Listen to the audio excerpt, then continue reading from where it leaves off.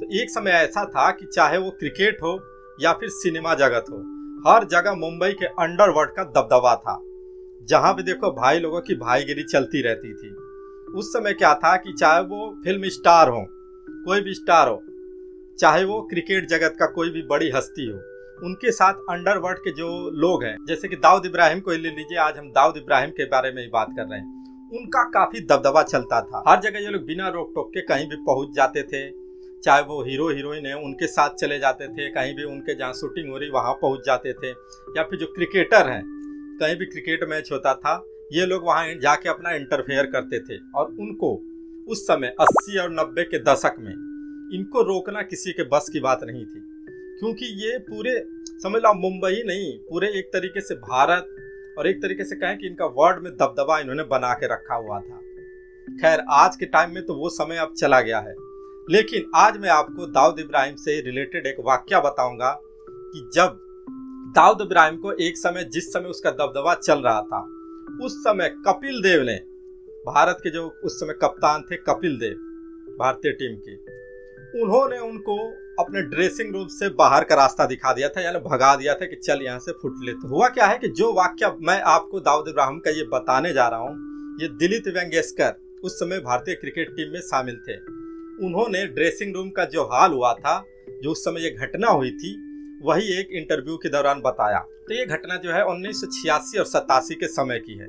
उस समय भारत और पाकिस्तान के बीच सीरीज खेली जा रही थी, और जब ये घटना हुई उस समय कपिल देव वो ड्रेसिंग रूम से बाहर थे। उसी समय भारत के एक सबसे मशहूर कॉमेडियन थे उस समय महमूद। जिन्होंने 90 की फिल्में देखी होंगी भारतीय सिनेमा में, उनको पता होगा कि महमूद कितने बड़े स्टार थे अपने समय के। महमूद के साथ दाऊद इब्राहिम की ड्रेसिंग रूम में, भारतीय टीम के ड्रेसिंग रूम में एंट्री होती है। जो महमूद थे वो भारतीय टीम के कुछ खिलाड़ियों को जानते थे, तो वो दाऊद इब्राहिम को लेकर आए थे। तो उन्होंने दाऊद इब्राहिम को ऐसे जैसे खिलाड़ियों को ऐसे सामने इंट्रोडक्शन कराया, ये मेरे दोस्त हैं, एक ये बिजनेसमैन है। तो उस समय क्या है कि दाऊद इब्राहिम को अभी ज्यादातर लोगों ने वैसे देखा नहीं था बाय फेस, इसलिए वो लोग पहचान नहीं पाए। लेकिन जिन्होंने ये स्टोरी बताई दिलीप वेंगेशकर, वो पहचान गए कि ये दाऊद इब्राहिम है। तो दाऊद इब्राहिम जैसे ड्रेसिंग रूम में पहुंचता है, तो वो वहां पे जो खिलाड़ी हैं उनको वो गिफ्ट देने का प्रपोजल सामने रखता है। वो ये रखता है कि अगर हम ये सीरीज जीत गए आज वाली पाकिस्तान के खिलाफ, तो सबको एक एक कार गिफ्ट में मैं दूंगा। कोई वहां नहीं पहचानता था दाऊद इब्राहिम को, सिर्फ वहां पे दिलीप वेंगेशकर थे, वो सिर्फ पहचानते थे, क्योंकि उनके अनुसार वो कभी कभार उन्होंने फोटो वगैरह देख रखी थी, तो इसलिए वो तो पहचान गए, लेकिन बाकी खिलाड़ी नहीं पहचान पाए। तो वो एज ए बिजनेसमैन वो बोला कि आज भाई, आज का मैच जो भी अगर हम ये जीत जाते हैं तो मैं सबको एक एक कार गिफ्ट में दूंगा। तो उस समय जो कपिल देव थे वो अगले दिन जो पाकिस्तान के खिलाफ और सीरीज होनी थी उसको लेकर प्रेस कॉन्फ्रेंस करने गए हुए थे। लेकिन जैसे ही ये अभी बातें चल रही थी, दाऊद इब्राहिम अभी बैठा था, सबसे बातें कर रहा था, तभी कपिल देव की एंट्री होती है ड्रेसिंग रूम के अंदर। प्रेस कॉन्फ्रेंस खत्म करके वो ड्रेसिंग रूम के अंदर आते हैं, और जैसे ही कपिल देव अंदर आए ड्रेसिंग रूम के, उन्होंने कोई बातचीत नहीं की, कोई कुछ नहीं बोला, सीधा एक बात बोला, चल बाहर चल।